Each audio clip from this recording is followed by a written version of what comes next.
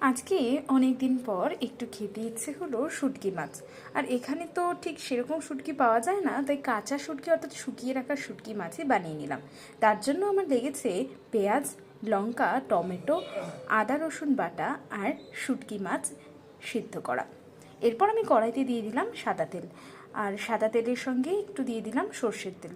কারণ আমার না ঠিক সর্ষের তেলের গন্ধটা ভালো লাগে না, তাই দুটো তেল মিলিয়ে আমাদের রান্না হয়। আর তার মধ্যে আস্তে আস্তে সেই মশলাগুলো অর্থাৎ যে কাঁচা সবজি ছিল, মানে টমেটো, পেঁয়াজ, লঙ্কা, আদা রসুন বাটা দিয়ে দিলাম। আর তারপরেই দিয়ে দিলাম সেই শুকনো যে শুটকি মাছটা আমি সিদ্ধ করে রেখেছিলাম, সেই শুটকি মাছটা একটু টুকরো টুকরো করা ছিল। কারণ এখানে তো আমি এই মুহূর্তে ব্যাঙ্গালোরে আছি, আর এখানে তো সেরকমভাবে মিক্সড করা মানে পেস্ট করা সম্ভব নয়, তাই কাঁচা শুটকিটাকে যতটা পেরেছি, যতটা কাটা সম্ভব হয়েছে ঠিক ততটাই কেটেছি।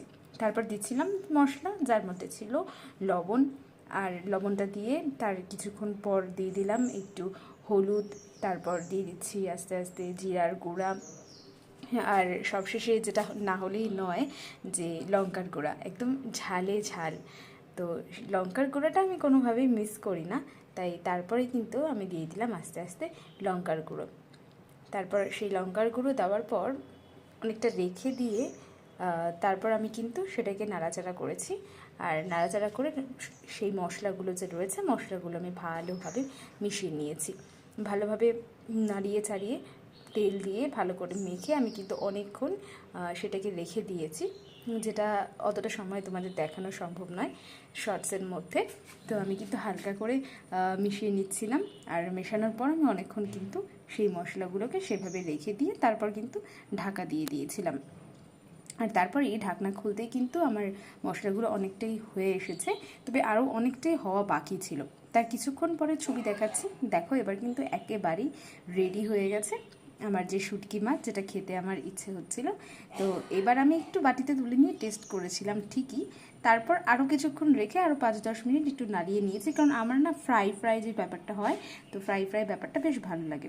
এবার দেখে নাও যে একেবারে রেডি হওয়ার পর শুটকি মাছটা দেখতে কেমন। তারপর কিন্তু আমি একটি বাটিতে, কারণ এটা দেখতে যতটা মনে হয়, রান্না করার পর কিন্তু তার হাফও হয় না, তারপর আমি আস্তে আস্তে সেটাকে বাটিতে তুলে নিয়েছি। আর বাটিতে তুলে নেওয়ার পর দেখো যেরকম হয়েছে সেটাই আমি দেখাচ্ছি। বাটিতে নেওয়ার পর কিন্তু আর লোভ সামনে রাখতে পারছিলাম না, মনে হচ্ছিল যেন এখনই ভাতটা নিয়ে এখনই যেন এই শুটকি মাছটা দিয়ে সুন্দরভাবে খেয়ে নিই। আর এই যে ফাইনাল ছবি শুটকি মাছটার, কোনো রকম ডেকোরেশন আমি করতে পারিনি, কারণ যেহেতু আমি বাড়িতে নেই। তো আজকের মতো এই পর্যন্ত, সবাই ট্রাই করে দেখ।